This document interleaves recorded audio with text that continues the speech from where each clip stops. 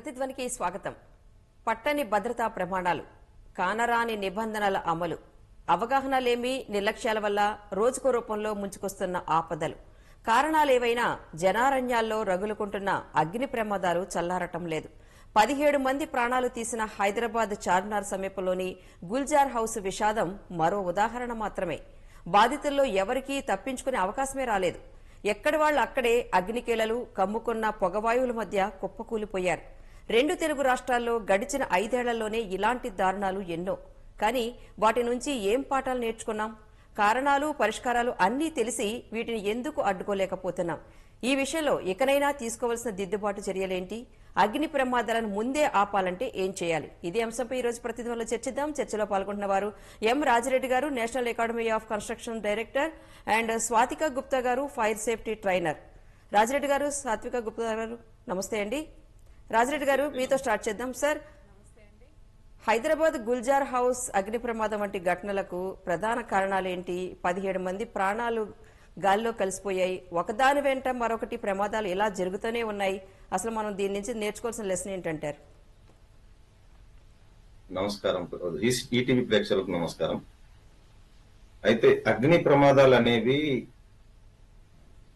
సర్వసాధారణంగా ఒక కావలసిన నిబంధనలు పాటించకపోవడం, లేదంటే ఫైర్ సేఫ్టీ మీద అవగాహన లేకపోవడం, తర్వాత అధికారుల లోపల ఒక సమన్వయ లోపము, తర్వాత దాని మీద మనకు దాని సీరియస్నెస్ అంటే దాని ఉధృతి ఏంది అనేది అర్థం కాకపోవడం. అంటే దీని అంతటికి మూల కారణం ఏంటంటే క్లైమేట్ చేంజ్, దానిలో వాతావరణ మార్పుల ద్వారా ఇది జరుగుతుంది. అది అది అది మనకు అది డిఫరెంట్ సబ్జెక్ట్. కానీ ఇక్కడికి వస్తే ఇప్పుడు ఒక ప్రమాదం జరగడం ఒకటి, ప్రమాదం జరిగినప్పుడు ప్రమాదం నుంచి తప్పుకోవడం ఒకటి, తర్వాత ప్రమాదము తప్పుకోవడము తప్పనిసరి పరిస్థితులలో మనం అక్కడ ఉన్నప్పుడు అగ్నిమాపక సిబ్బంది కానీ మనల్ని ఎస్కలేషన్ ప్రాసెస్ ఈ 3 ప్రధానంగా ఉంటాయి అన్నమాట.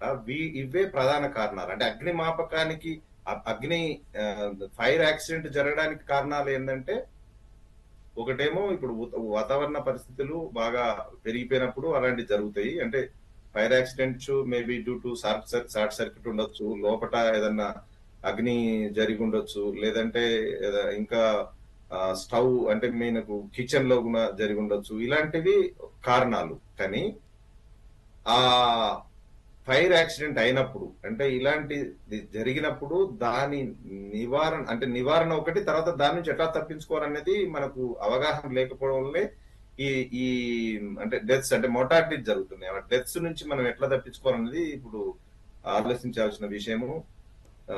ఇది మీకు స్వాతి గారు అంటే చాలా ప్రమాదాలకు ఎక్కువ షార్ట్ సర్క్యూట్ అంటూనే ఉంటారు. ఏంటి సార్ అసలు షార్ట్ సర్క్యూట్ ఎలా అవుతుంది? దీనికి రీజన్ ఏంటి? ఇప్పుడు మనం ఏదైతే గుల్జార్ హౌస్ తీసుకున్నామో అది నేను అనుకుంటా ఒక 70 సంవత్సరాల క్రితం కట్టి ఉండొచ్చు, 100 సంవత్సరాల బిల్డింగ్ అయి ఉండొచ్చు. ఎందుకంటే హైదరాబాద్ 400 సంవత్సరాల చరిత్ర ఉంది కనుక. సో వాటి లోపల అప్పుడు ఎలక్ట్రికల్ కండ్యూట్స్ ఏవైతే ఉన్నాయో ఆ కాలంలో పెట్టిన వైర్స్ ఏదైతుందో రెగ్యులర్ గా మనకు ఎలక్ట్రికల్ ఇన్స్పెక్షన్ జరగకపోవడం, ఆ కేబుల్స్ పరిస్థితి ఏందో తెలుసుకోకపోవడము, తర్వాత అక్కడ ఉన్న ఇప్పుడు ఏంటంటే మనకు ఒకప్పుడు వేరు, అంటే ఆ పరిస్థితులు వేరు, ఇప్పుడున్న పరిస్థితులు వేరు. ఇప్పుడున్న అంటే మీకు టెంపరేచర్స్ అనేవి పెరిగిపోతున్నాయి. సో ఒక చిన్న యాక్సిడెంట్ అయినా కూడా అది ఎస్కలేట్ అయ్యే అవకాశం ఉంది. ఇంతకుముందు ఏంటంటే చిన్నగా ఒక యాక్సిడెంట్ అయినప్పుడు మనం వెంటనే దాని నుంచి అంటే చిన్న యాక్సిడెంట్ అవగానే తెలిసిపోయేది. ఇప్పుడు అది ఆ వైరింగ్ అనేది కరెక్ట్ గా లేకపోవడము, అంటే పాత వైరింగ్ అయిపోవడము, ఒకసారి చిన్నగా ఒక దగ్గర స్పార్క్ వస్తే మొత్తము ఎలక్ట్రికల్ వైర్ మొత్తం కాలిపోవడము, తర్వాత ఏంటంటే లోపల ఏదైతే ఫర్నిచర్ ఉందో మనకు అవసరానికి మించిన ఫర్నిచర్ ని ఇంట్లో పెట్టుకోవడం, అంటే ఫైర్ కు సంబంధించి ఈ ఏదైతే నిప్పుకు ఆజ్యం పోసే వస్తువులను ఇంట్లో పెట్టుకోవడం. ఇప్పుడు నార్మల్ గా ఏంటంటే బంగారం వర్తకులు కావచ్చు, లేదంటే బ్యాటరీ, ఇప్పుడు బంగారం సంబంధించి మీకు ఈ బ్యాటరీలు వాడతారు. వాళ్ళు బ్యాటరీ వాడి దాని బంగారాన్ని మెరుగు పెడతారు. ఆ బ్యాటరీ కూడా చాలా డేంజర్ మన దగ్గర ఉన్నప్పుడు. బ్యాటరీల ద్వారా కూడా జరగవచ్చు. అంటే మన కారణాలు ఇప్పుడు అధికారులు అన్వేషిస్తారు, బట్ నేను చెప్పే కారణాలు ఇవన్నమాట. తర్వాత ఇంకోటి ఏంటంటే మెటీరియల్ ఏదైతే ఇప్పుడు వాల్స్ ఉన్నాయి, ఆ వాల్స్ లో వాళ్ళు టింబర్ ఉందా, ఆ వాల్స్ లో కాంక్రీట్ వాల్స్ ఉన్నాయా, లేకుంటే బ్రిక్ వాల్సా, బ్లాక్ వాల్సా, దాని సర్ఫేస్ మరి ఆయిల్ పెయింట్స్ ఉన్నాయా, నార్మల్ వాటర్ పెయింట్స్ ఉన్నాయా, ఇవి చాలా కారణాలు ఉండొచ్చు. Right sir. సాత్విక గారు, ఈ షార్ట్ సర్క్యూట్ వల్ల ఆసుపత్రుల్లో ఐసీయూలో ఉన్న పేషెంట్స్ కూడా చాలా సార్లు చనిపోవడం జరుగుతోంది. అంటే అలాంటి ఘటనల నుంచి అసలు మనల్ని మనం రక్షించుకోవడం ఎలా అంటారు? ముందుగా అందరికీ నమస్తే అండి. నా పేరు సాత్విక గుప్తా. నేను occupational health and safety officer and level 7 in safety fire safety management Cambridge యూనివర్సిటీలో చదువుకొని వచ్చాను. సో ఇవాళ మనం చూసుకున్నట్టు అయితే ఏదైతే మనకు చార్మినార్లో ఇన్సిడెంట్ జరిగిందో, ఫస్ట్ అండ్ ఫార్మోస్ట్ థింగ్ అది ఒక షార్ట్ సర్క్యూట్ అని మనకు తెలిసిందే. కానీ దానికి రీజన్ ఏంటో చెప్తానండి. ఇది ఫస్ట్ అండ్ ఫార్మోస్ట్ థింగ్ వచ్చేసి క్లైమేటికల్ కండిషన్స్ ఏవైతే ఉన్నాయో మనకి చాలా ఎక్కువ హీట్ ప్రొడ్యూస్ అవుతుంది ఆఫ్టర్నూన్ టైమ్స్లో. అండ్ నాట్ జస్ట్ దట్, ఇప్పుడు మనం చూసుకున్నట్టు అయితే ఆ షాప్ కూడా నేను మార్నింగ్ వెళ్ళేసి వచ్చానండి షాప్కి ఇన్సిడెంట్ అయ్యాక. జనరల్గా నాకు ఈ అలవాటు ఉందన్నమాట, ఏదన్నా ఫైర్ ఇన్సిడెంట్ అవుతే డెఫినెట్లీ విజిట్ చేసేసి వస్తాను. మనం చూసుకున్నట్టు అయితే అది చాలా క్రౌడెడ్ ప్లేస్. ఒకటి హీట్, ఇంకొకటి అది చాలా క్రౌడెడ్ ప్లేస్, నెక్స్ట్ అది ఓల్డ్ బిల్డింగ్, అండ్ ఇంకొకటి ఏంటంటే దాంట్లో మొత్తం కూడా పర్ల్స్ అమ్ముతారండి వీళ్ళు.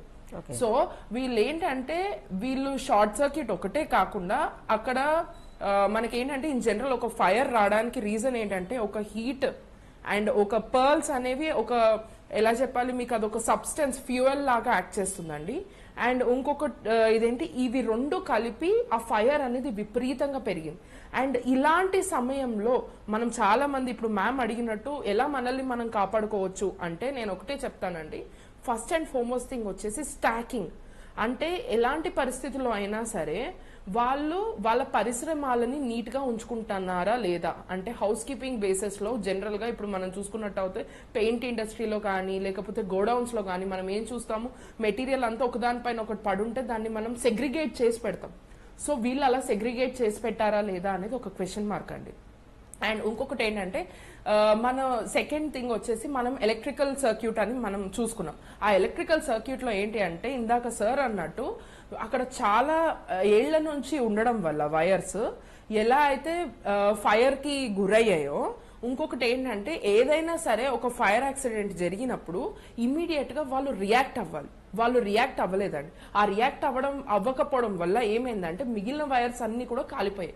సో దానికి ఇమ్మీడియట్ గా రియాక్ట్ అవ్వాలి అంటే వీళ్ళు ఏం చేయాలి అంటే జనరల్ గా ఏదైనా సరే బిల్డింగ్ తీసుకుంటే వాళ్ళు ఒక ఏబీసీ అండ్ ఒక CO2 అని మ్యాండేటరీగా పెట్టుకోవాలండి. ఎలక్ట్రికల్ కి సంబంధించి CO2 ఫైర్ ఎక్స్టింగ్విషర్ ఉంటుంది అండ్ జనరల్ థింగ్స్ కి సంబంధించి ఏబీసీ టైప్ ఫైర్ ఎక్స్టింగ్విషర్ అని చెప్పేసి ఒకటి ఉంటుందండి. వాళ్ళు అది మెయింటైన్ చేయలేదు. సరే అది మెయింటైన్ చేయకపోయినా పర్లేదు, అట్లీస్ట్ అక్కడ ఏదైనా దొరికిన శాండ్ అన్నా తీసి దాని మీద పోయడం లాంటివి చేయాలి. అది జరగలేదు అనుకోండి, వాళ్ళు అంతమంది మనుషులు ఉన్నప్పుడు వాళ్ళు ఒక స్మోక్ రాగానే వాళ్ళు ఇమీడియట్ గా ఎవాక్యుయేషన్ ప్రొసీజర్ అనేది స్టార్ట్ చేయాలి. అంటే బిల్డింగ్ లో నుంచి మూవ్ అవ్వడం, ఇమీడియట్ గా అలర్ట్ చేయడం, లేదా ఎమర్జెన్సీ బ్రిగేడ్ ని ఫైర్ బ్రిగేడ్ ని కాల్ చేయడం. నాకైతే నేను చూసినట్టు అయితే నేను గమనించినంత వరకు అయితే అది చాలా హై స్మోక్ అయిపోయినా కూడా జనాలు అందులో ఉండిపోవడం వల్లే కదా అంతమంది జనాలు చనిపోయారు. ఎందుకంటే ఆ బిల్డింగ్ మనం చూసుకుంటే అది గ్రౌండ్ ఫ్లోర్ ఫస్ట్ ఫ్లోర్ వరకు మాత్రమే ఉంది. So ground floor first floor ఉన్నప్పుడు చాలా ఈజీగా బయటికి రావచ్చు. మరి ఎందుకు రాలేకపోయారు 17 మంది? రీజన్ ఏంటి అంటే వాళ్ళు అందులో ఉండిపోయారేమో అని నా డౌట్. వాళ్ళు రియాక్ట్ అవ్వలేదు, వాళ్ళకి అవగాహన లేకపోవడం అనేది నాకు ముఖ్య ఉద్దేశంగా నాకు అనిపిస్తుంది. సో ఇలాంటి సిచ్యువేషన్స్ లో ఒకటి ఫైర్ వల్లే చనిపోవడం కాకుండా వాళ్ళు స్మోక్ వల్ల కూడా చనిపోయారు. సో ఇన్ జనరల్ స్మోక్ అనేది బాగా అంటే కార్బన్ డైఆక్సైడ్ లెవెల్స్ అనేవి చాలా పెరిగిపోయినప్పుడు మీద ఒక స్మోక్ లేయర్ అనేది ఫామ్ అవుతుందండి. అలాంటి టైంలో వీళ్ళు చేయాల్సింది ఏంటి అంటే ఒక పసిపిల్లవాడు ఎలా అయితే అంబాడుతూ కింద నడుస్తాడో లేదా ఒక యానిమల్ ఎలా అయితే 2 legs 2 hands పైన నడుస్తుందో అలా వీళ్ళు పాటించాలి.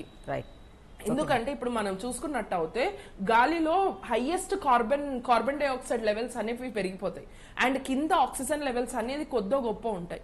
సో వీళ్ళు అది కనీసం మెయింటైన్ చేసుకుంటే వీళ్ళు అన్కాన్షియస్ అయిపోయి అందులో ఉండిపోకుండానన్నా ఉంటారు. అది కూడా చేయలేదేమో అని నా డౌట్.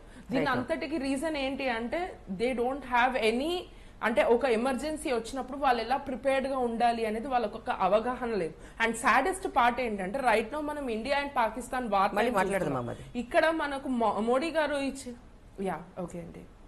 రాజిరెడ్డి గారు, మరి గుల్జార్ హౌస్ విషాదంలో బాధితులకు తప్పించుకునే అవకాశం లభించకపోవడానికి అసలు కారణాలు ఏమై ఉండొచ్చు? మరి ఈ ఉదంతం బిల్డింగ్ కన్స్ట్రక్షన్ చేసేటప్పుడు అందరికీ అసలు ఏం గుర్తు చేస్తోందండి? ఇప్పుడు నాకు వచ్చిన సమాచారం బట్టి వాళ్ళు నిన్న ఏదో ఫంక్షన్ కంటే వేరే ఊరు నుంచి వాళ్ళు చుట్టాలందరూ వచ్చి వేరే ఏదో ఫంక్షన్ కి వెళ్ళి వచ్చి అందరూ లేట్ నైట్ పడుకోవడం జరిగింది. అట్లా ఆ నిద్ర లేకపోవడం వల్ల మంచి గాఢ నిద్రలోకి వెళ్ళిపోవడం ఒకటి. రెండోది ఏంటంటే మన ఇంటికి చుట్టాలు వచ్చినప్పుడు మన ఇంటి ఎగ్జిట్స్, ఎందుకంటే ఓనర్స్ లేకపోయి వీళ్ళు వేరే అవ్వడం అనేది అంటే నేను అనలైజ్ చేస్తుంది, ఐ మే బి రాంగ్. అయితే వెంటిలేషన్ కరెక్ట్ గా లేదు ఒకటి. తర్వాత ఇప్పుడు ఏ ఇల్లు అయినా ఏది తీసుకున్నా కూడా కమర్షియల్ హౌస్ అయితే కంపల్సరీగా స్మోక్ డిటెక్టర్ ఉండాలి. చిన్న స్మోక్ డిటెక్టర్ మనం గనుక ఇన్స్టాల్ చేసుకుని ఉంటే స్మోక్ రాగానే అది అలారం రేజ్ చేస్తుంది. అలారం రేజ్ చేసినప్పుడు పడుకునే వాళ్ళు కూడా లేచే సందర్భాలు ఉంటాయి, వాళ్ళు పారిపోవడానికి ఆస్కారం ఉంటుంది. తర్వాత ఏంటంటే ఇలాంటి సందర్భాలలో మనకు ఎవరైతే ఇంటికి వస్తారో అదొక రీజన్. ఇప్పుడు మనకు యాక్సిడెంట్ తర్వాత ఇంకోటి ఏంటంటే నేరో స్టేర్ కేస్ ఒకటి. తర్వాత ఎమర్జెన్సీ ఎగ్జిట్ లేదు. ఇప్పుడు ఒక రూమ్ కి ఒక ఫ్లోర్ కి ఒకటే ఎగ్జిట్ ఉండటం వల్ల దాన్ని నేరో కూడా అయిపోయింది అదొకటి. తర్వాత మనకు ఆ ద్వారం నుంచి అందరూ రావాలి, అది రాలేకపోయినరు. తర్వాత పానిక్ అయిపోయినరు, ఏం జరుగుతుందో అర్థం కాదు. ఇంతకుముందు మేడం చెప్పినట్టు వాళ్ళు ఆ స్మోక్ తోటే అన్కాన్షియస్ అయిపోవడం జరిగింది. ఈ అన్కాన్షియస్ జరుగుతూ ఉండాలంటే స్మోక్ డిటెక్టర్ పెట్టి ఆ స్మోక్ డిటెక్టర్ అలారం వచ్చినప్పుడు మనం బయట. తర్వాత ఏంటంటే సరైన వెంటిలేషన్ లేకపోవడం. ఇప్పుడు సపోజ్ చిన్న ఫైర్ యాక్సిడెంట్ అయితే స్మోక్ వచ్చినప్పుడు దానికి ఆల్రెడీ వెంటిలేషన్ కనుక ఉంది. ఎందుకంటే ఇప్పుడు ఏసీలు మొత్తం ఆన్ చేసినప్పుడు అన్ని విండోలు మూసుకుంటారు. ప్రతిది మూసుకొని ఏసీలు వేసినప్పుడు ఏమైందంటే మీకు కార్బన్ డైఆక్సైడ్ లెవెల్స్ పెరిగిపోతాయి. ఎట్ ద సేమ్ టైం నీకు హ్యూమిడిటీ బాగా ఉంటుంది. హ్యూమిడిటీ ఎక్కువ ఉన్నప్పుడు, ఇప్పుడు మనకి ఇంతకుముందు బెంగళూరు నుంచి హైదరాబాద్ వచ్చే టైంలో ఆ బస్సులు ఇంతకుముందు ఇదే సిచ్యువేషన్ లో కాలిపోయినాయి మనం చూసాం ఒక 5-6 years బ్యాక్. అలాంటిది సిచ్యువేషన్ లో మీకు వెంటిలేషన్ లేకపోవడం వల్ల ఆ కార్బన్ డైఆక్సైడ్ అంతా మొత్తం నా లోపలనే ఉండిపోయి దానికి ఆ స్మోక్ అంతా అక్కడే ఉండిపోయి వాళ్ళు అన్కాన్షియస్ కి వెళ్ళిపోయారు. అది ఒక కారణం. రైట్. సాత్విక గారు, ఈ నేషనల్ బిల్డింగ్ కోడ్ ఎన్బిసి ప్రకారం ఈ నివాస గృహాల నుంచి భారీ భవన సముదాయాల వరకు అసలు ఎలాంటి జాగ్రత్తలు తీసుకోవాలంటారు? దాని అమలుపై అసలు పట్టించుకోవడం ఇకనైనా ఎందుకు అవసరం? ఫస్ట్ అండ్ ఫార్మోస్ట్ థింగ్ వచ్చేసి నేషనల్ బిల్డింగ్ కోడ్స్ ప్రకారము మనకు 2 రకాలు ఉంటాయండి. ఒకటి 15 meters బిలో బిల్డింగ్ ఉంటుంది, ఒకటి 15 meters అబవ్ బిల్డింగ్స్ ఉంటాయండి. 15 meters బిలో బిల్డింగ్స్ అన్ని కూడా మనకి జీహెచ్ఎంసీ పరిధిలోకి వస్తాయండి. 15 meters అబవ్ బిల్డింగ్స్ అన్ని కూడా మనకి డిస్ట్రిక్ట్ ఫైర్ ఆఫీసర్స్ కిందకి వస్తాయండి. సో ఇప్పుడు మనం చూసుకున్నట్టు అయితే ఏదైతే మనకు చార్మినార్ ఇన్సిడెంట్ అవుందో అది చాలా చిన్న బిల్డింగ్ అండి, G+1. సో అందుకే దానికి అంత ఫైర్ సేఫ్టీ అనేది లేదండి. ఇప్పుడు మనం సార్ చెప్పినట్టు చూసుకున్నట్టు అయితే వాళ్ళు ఒక స్మోక్ డిటెక్టర్ పెట్టుకోవచ్చు అని. బట్ చెప్పాలంటే వాళ్ళు ఒక స్మోక్ డిటెక్టర్ పెట్టుకోవాలి అంటే ఎయిదర్ మనకి గవర్నమెంట్ అన్నా చెప్పాలి ఆ విషయం, లేదా వాళ్ళకు ఒక అవగాహన అన్నా ఉండాలి. అవి 2 వాళ్ళకి లేకపోవడం వల్లే ఈ ఇన్సిడెంట్ అయిందని నా ఫీలింగ్ అండి. ఎందుకంటే అకార్డింగ్ టు ఎన్బిసి ఏంటంటే వీళ్ళు ఏదైనా కన్స్ట్రక్షన్ కి మనం అప్లై చేసుకున్నా, మనం ఇది పురాణత బిల్డింగ్ మనకు తెలిసింది, బట్ జనరల్ గా అయితే నో అబ్జెక్షన్ సర్టిఫికేట్ అనేది ఇయర్లీ రెన్యువల్ అనేది జరుగుతూ ఉంటుందండి. సో మనకి ఇయర్లీ రెన్యువల్ జరిగినప్పుడు కూడా మన గవర్నమెంట్ తరపు నుంచి వాళ్ళకి ఏమేమి అవసరం లేదు అని చెప్పేసి ఆ కాపీలో మనకు మెన్షన్ చేసి ఉంటాయి. ఇన్ని ఫైర్ ఎక్స్టింగ్విషర్స్ అవసరం, ఇన్ని స్ప్రింక్లర్స్ అవసరం, లేదా ఇన్ని హైడ్రన్ సిస్టమ్స్ అవసరం, లేదా ఇన్ని ఇవి కావాలి అని చెప్పి, ఇన్ని స్మోక్ డిటెక్టర్స్ కావాలి అని చెప్పి డెఫినెట్లీ మనకు మెన్షన్ చేసి ఉంటుంది. బట్ మనం బాధపడాల్సిన విషయం ఏంటంటే ఇలాంటి చిన్న వాటికి కూడా డెఫినెట్లీ ఒక CO2, 2 ABCలు, ఒక 2 స్మోక్ డిటెక్టర్లు అనేది మ్యాండేటరీ అని చెప్పి ఒక రూల్ పాస్ చేస్తే తప్ప ఇలాంటివి అనేవి మనకు జరగకుండా ఆగవండి.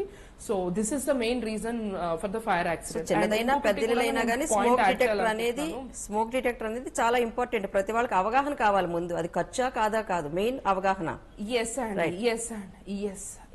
రాజిరెడ్డి గారు, exactly you are right. And ఇంకొకటి ఏంటంటే రాజిరెడ్డి గారు, మీరు బ్రిటన్ వంటి దేశాల్లో కూడా పనిచేసి వచ్చారు. అక్కడ అగ్ని ప్రమాద నివారణ చర్యలు అసలు ఎలా ఉంటాయి? ఈ గుల్జార్ హౌస్ వంటి ప్రమాదాలు జరిగితే చర్యలు ఎలా ఉండాలి? ఇప్పుడు నార్మల్ గా ఏంటంటే 999 యూకేలో ఇలాంటి ఫైర్ యాక్సిడెంట్ అయితే 999 ఫోన్ చేస్తాం, వెంటనే అక్కడ నుంచి కోఆర్డినేట్ చేసుకొని మీకు 15 seconds to 20 seconds maximum 1 minute లోపు మీకు ఫైర్ బ్రిగేడ్ రావడం జరుగుతుంది. తర్వాత ఇంకోటి ఏంటంటే మీకు ఎమర్జెన్సీ ఎవాక్యుయేషన్ ప్రొసీజర్స్ ఇమీడియట్ గా ఫాలో చేస్తారు. తర్వాత డోరు బ్రేక్ చేయడము. తర్వాత ఇంకోటి ఏంటంటే మనకు ఏదైతే రోడ్స్ ఉన్నాయో రోడ్స్ ను క్లియర్ గా ఉంచకపోవడం వల్ల ఆ వెహికల్స్ రాలేదు. సో అందుకని నైట్ కంపల్సరీగా ఫైర్ బ్రిగేడ్ అంటే వాళ్ళు they have to do the drill. ఈ డ్రిల్ చేస్తారు అక్కడ యూకేలో డ్రిల్ చేస్తారు. తర్వాత ఇంకొకటి ఏంటంటే ఫైర్ ఆఫీసర్స్ ఇన్స్పెక్షన్ చేస్తారు బిల్డింగ్స్ ను ప్రతి ఇయర్. చేసి వాళ్ళకి ఏదైనా మాడిఫికేషన్స్ ఉంటే చేస్తే దాన్ని కంపల్సరీగా మన ప్లానింగ్ డిపార్ట్మెంట్ కి ఇన్ఫార్మ్ చేయాలి ఏదైనా మార్పులు జరుగుతాయి. ఎందుకంటే దాని ప్రకారం వాళ్ళు ఫైర్ ఆఫీసర్ అనేది సజెస్ట్ చేస్తారు ఏమేమి చేయాలని. తర్వాత ఇంకోటి ఏంటంటే మీకు ప్రతి ఫ్లోర్ కి ఫ్లోర్ మ్యాప్ ఉంటుంది. ఫైర్ ఎగ్జిట్ దారిది సిగ్నల్స్ ఉంటాయి ఎక్కడ అనేది నైట్ లో కనపడేటట్టు ఇల్యూమినేషన్ ఉంటుంది. తర్వాత ఒకవేళ కనుక విడ్త్ చక్కగా లేకపోతే స్టేర్ కేస్ కి కంపల్సరీగా వాళ్ళు ఎన్వలప్ చేస్తారు. తర్వాత ఫైర్ ఇంతకుముందు మేడం చెప్పినట్టు స్ప్రింక్లర్స్ కంపల్సరీగా ఇన్స్టాల్ చేస్తారు. స్మోక్ డిటెక్టర్స్ పెట్టేటట్టు చూస్తారు. ఇవన్నీ కూడా అక్కడ రెగ్యులేషన్స్ ను సూపర్ గా ఫాలో చేస్తారు. ఇంకోటి ఏంటంటే ఆడ మీకు కార్పొరేట్ మ్యాన్ స్లాటర్ యాక్ట్ అని ఉంది. అంటే అది రెంటెడ్ హౌస్ అయినా కన్స్ట్రక్షన్ లో ఉన్నా ఏదైనా కూడా ఇలాంటి యాక్సిడెంట్ జరిగినప్పుడు ఎవరైనా జరిగిపోతే నాన్ బెయిలబుల్ అరెస్టర్ వారెంట్ అనేది ఇష్యూ చేస్తారు. ఆ భయంతో కూడా మీకు ఎవ్వరు కూడా ఎలాంటి బైపాస్ అంటే ఎలాంటి ఇది కూడా తప్పించుకోకుండా పని చేయగలుగుతారు అనమాట. అది యూకే అంటే మన ఇండియాకు డిఫరెన్స్. ఇక్కడ మనం ఏం చేయాల్సిందంటే కంపల్సరీగా మున్సిపల్ ఆఫీసర్స్ విజిట్ చేయాలి, సేఫ్టీ మన ఫైర్ డ్రిల్ చేయాలి. తర్వాత ఏదైనా మార్పు జరిగినప్పుడు దానికి నో అబ్జెక్షన్ సర్టిఫికేట్ కంపల్సరీగా తీసుకోవాలి. ఏ మార్పు జరిగినా కూడా ఇన్ఫార్మ్ చేయాలి. మన గురించి అది అట్లీస్ట్ ఎన్నాళ్ళకి ఒకసారి ఇన్స్పెక్షన్ జరుగుతుండాలంటారు sir. Every year it should be inspect. అదొకటి. తర్వాత మార్పు సపోజ్ ఎవ్రీ ఇయర్ అనేది రెగ్యులర్ జరుగుతుంది. బట్ ఎవరైనా మార్చి చేసింది అనుకోండి, ఒక బిల్డింగ్ లో ఒక గోడ కట్టినది, అది నువ్వు ఎన్నిసార్లు జరిగితే అన్నిసార్లు ఇన్స్పెక్షన్ చేయాల్సిందే. Right sir. సాత్విక గారు, ఇప్పుడు విలేజెస్ లో చూస్తున్నాం మనకు అపార్ట్మెంట్ కల్చర్స్ వచ్చేస్తున్నాయి, అలాగే సిటీస్ లో కూడా హై రేజ్డ్ బిల్డింగ్స్ వచ్చేస్తున్నాయి. ఈ తరుణంలో అసలు అగ్ని ప్రమాదాలు ముందుగా గుర్తించడం, నివారించడానికి టెక్నాలజీ సాయం ఎలా తీసుకోవాలంటారు? డెఫినెట్లీ అండి. ఇప్పుడు టెక్నాలజికల్ గా మనం చూసుకున్నట్టు అయితే మనకి హైడ్రన్ సిస్టమ్ ఉంది, అలారం సిస్టమ్ ఉంది, స్ప్రింక్లర్ సిస్టమ్ ఉంది. అండ్ అలారం సిస్టమ్ లోనే మనకి స్మోక్ డిటెక్షన్ అనేది, స్మోక్ డిటెక్టర్స్ అనేవి వస్తాయండి. అండ్ అది కాకుండా ఈ మధ్య మనకి సపరేషన్ సిస్టమ్, అరోసోల్ సిస్టమ్ ఇట్లాంటివన్నీ కూడా వస్తున్నాయి. సో ఇవన్నీ కూడా టెక్నాలజికల్లీ చాలా అడ్వాన్స్డ్ అండి. అండ్ అదంతా కాకుండా మనకి ఇదేంటి యాన్యువల్ మెయింటెనెన్స్ అనేది మ్యాండేటరీ అండి. యాన్యువల్ మెయింటెనెన్స్ అనేది మనం మెయింటైన్ చేస్తే కనుక ఇంత దూరం అనేది తీసుకొని రాము. అండ్ మనం ఇందాక సార్ అన్నట్టు మనకి internal audits and external audits అనేటివి మ్యాండేటరీ అండి. ఎవ్రీ 3 months ఒకసారి మ్యాండేటరీ ఇంటర్నల్ ఆడిట్ అనేది జరగాలి. ఎవ్రీ 6 months ఒకసారి మ్యాండేటరీ ఎక్స్టర్నల్ ఆడిట్ అనేది జరగాలి. ఇవి కాకుండా in to end floor wise inspections అనేవి కూడా మ్యాండేటరీ అండి. అలాగే అసలు ప్రమాదాలు అంటే అవగాహన అనేది main. One thing, short circuit అనే కాకుండా అసలు ఎన్ని రకాలుగా అగ్ని ప్రమాదాలు జరుగుతున్నాయండి మనకి? జనరల్ గా అగ్ని ప్రమాదకాలు అనేవి చాలా రకాలు ఉంటాయండి. అంటే ఇప్పుడు మనం తీసుకున్నట్టు అయితే ఎలక్ట్రికల్ ఫైర్స్ ఉంటాయి, మెటల్ ఫైర్స్ ఉంటాయి, లిక్విడ్స్, ప్రమాదకరమైన లిక్విడ్స్ త్రూ ఫైర్స్ ఉంటాయి, గ్యాసెస్ ఫైర్స్ ఉంటాయి, అదొక రకం. అండ్ వుడ్, పేపర్, క్లాత్, ఇవొక రకమైన ఫైర్ యాక్సిడెంట్స్ ఉంటాయి. అండ్ ఇప్పుడు మనం రీసెంట్ గా చూసుకున్నట్టు అయితే లిథియం అయాన్ ఫైర్ యాక్సిడెంట్స్ అనేవి ఉన్నాయి. ఇవన్నీ కాకుండా కుకింగ్ ఆయిల్ ఫైర్స్ లేదా కిచెన్ ఫైర్ అనేది కూడా ఉంది. So in general these are the different kinds of 7 set of fire accidents that we see in general. And ఇందులోకే మన వైల్డ్ ఫైర్స్ ఈ మధ్య మనం చూస్తున్నట్టు అయితే వరల్డ్ వైడ్ ఫేమస్ అయిన వైల్డ్ ఫైర్స్ కూడా దీంట్లోకే వస్తాయి. వీటిని మనం క్లాస్ ఏ నుంచి క్లాస్ ఎఫ్ వరకు రకరకాల ఫైర్ యాక్సిడెంట్స్ అంటాం. అంటే class A, class B, class C, class D, class E, class F అని చెప్పి డిఫరెంట్ క్లాసెస్ ఆఫ్ ఫైర్ కింద మనం దీన్ని ప్రచురింపచేస్తారండి in general. Okay sir. Madam, sir Rajireddy గారు, ఇప్పుడు స్కూల్స్, హాస్పిటల్స్, కమర్షియల్ కాంప్లెక్స్లు కానీ అపార్ట్మెంట్లు కానీ ఎక్కువ మంది ఒక చోట ఉండే ప్రాంతాల్లో ఈ ఫైర్ యాక్సిడెంట్స్ అనేది జరగకూడదు. ఒకవేళ జరిగినా వెంటనే మనల్ని అప్రమత్తం చేయాలి అంటే దానికి ఉన్న మార్గాలు ఏంటండి? మీరు ఇచ్చే అడ్వైజెస్ ఏంటి?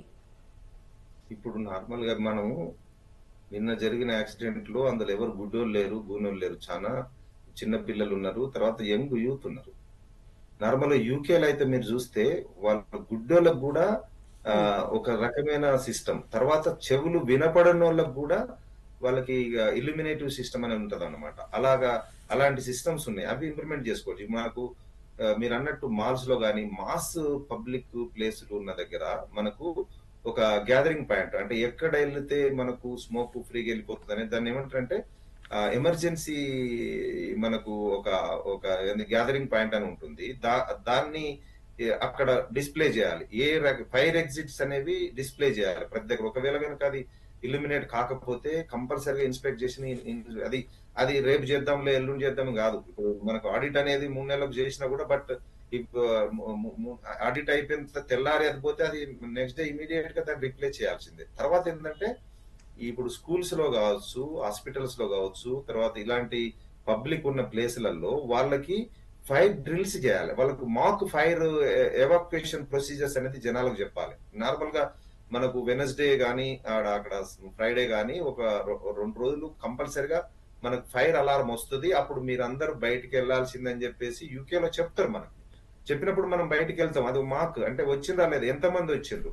సపోజ్ 100 మంది అక్కడ పనిచేస్తుంటే 100 మందిలో 90 మంది వస్తే ఆ 10 మందికి అవగాహన లేనట్టు వాళ్ళకి తీసుకొచ్చి వాళ్ళకు కౌన్సిలింగ్ చేస్తారు. అట్లా ఇక్కడ కూడా మనము ఇప్పుడు మొన్న ఇండియా పాకిస్తాన్ వార్ అయినప్పుడు ఒక డ్రిల్ ఎట్లయితే చేసిండ్రో అట్లనే ఇది ఒక వార్ ఎమర్జెన్సీ. వార్లో ఎవడో వచ్చి బయట నుంచి వచ్చి మనల్ని చంపేస్తాడు. ఇక్కడ మనల్ని మనమే చంపుకుంటాం యాక్చువల్ గా అవగాహన లేకపోతే. తర్వాత ఏంటంటే ప్రతి ఫ్లోర్ లో మనం ఎక్కడ ఉన్నాము అనేది ఒక డ్రాయింగ్ ఉంటుంది, where we are, how far we are from the fire exit place. అది కంపల్సరీగా ప్రతి ఫ్లోర్ కు డిస్ప్లే చేయాలి. ఆ డిస్ప్లే చేసింది జనాలకు ఇది మనకు అవగాహన అనేది లోపం, అవగాహన లోపం జరిగింది కనుక ఈ అవగాహన కల్పించాలి.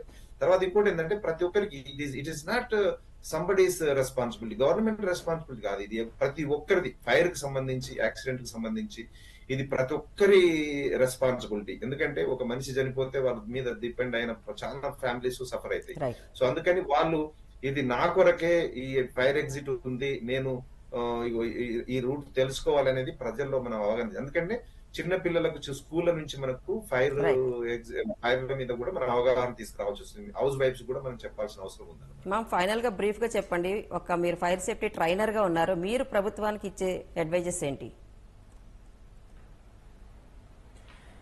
మనం రీసెంట్గా చూసుకున్నట్టు అయితే మనము ఇదేంటి ఇండియా అండ్ పాకిస్తాన్ వార్ జరుగుతుందండి. మన మోడీ గారు చాలా క్లియర్గా చెప్పారు ఏమనంటే మాక్ డ్రిల్స్ అనేవి మ్యాండేటరీ అనేసి. సార్ ఏవైతే మాక్ డ్రిల్స్ మ్యాండేటరీ అంటున్నారో అవేవో కాదు, ఇప్పుడు మనం ఎమర్జెన్సీ వచ్చినప్పుడు పాటించాల్సిన మాక్ డ్రిల్స్. సో నేనేమి చెప్తాను అంటే ఒక ఇండివిజువల్ గా ఒక రెస్పాన్సిబిలిటీ తీసుకొని అవగాహన లేకపోయినా పర్లేదు, ప్లీజ్ దయచేసి జరిగే ఫైర్ యాక్సిడెంట్స్ ని దృష్టిలో పెట్టుకొని మీరైనా సరే ఒక ఇదేంటి ఉద్యమంలో చేపట్టడమో లేదా కమిటీ వైజో కాలనీ వైజో అపార్ట్మెంట్ వైజో దాన్ని ఒక ఇదిగా తీసుకొని మ్యాండేటరీ మాక్ డ్రిల్స్ అనేవి కండక్ట్ చేసుకోండి. ఈ మాక్ డ్రిల్స్ అనేవి నాట్ ఓన్లీ ఫైర్ ఎవాక్యుయేషన్ కే కాదు, ఇప్పుడు వార్ ఎవాక్యుయేషన్ కి కానీ ఇండివిజువల్ గా ఉండాలి, అది మ్యాండేటరీగా పనికొస్తుంది. ఎస్ అండి, డెఫినెట్లీ మనకు గవర్నమెంట్ ఎంత అయితే బాధ్యత ఉందో ప్రతి ఒక్క పౌరుడికి కూడా అంతే బాధ్యత ఉంది. థ్యాంక్ యూ వెరీ మచ్ అండి. రాజిరెడ్డి గారు అండ్ సాత్విక గుప్తా గారు ప్రతిధ్వని చర్చలో పాల్గొన్నందుకు. ఇది నేటి ప్రతిధ్వని. నమస్తే.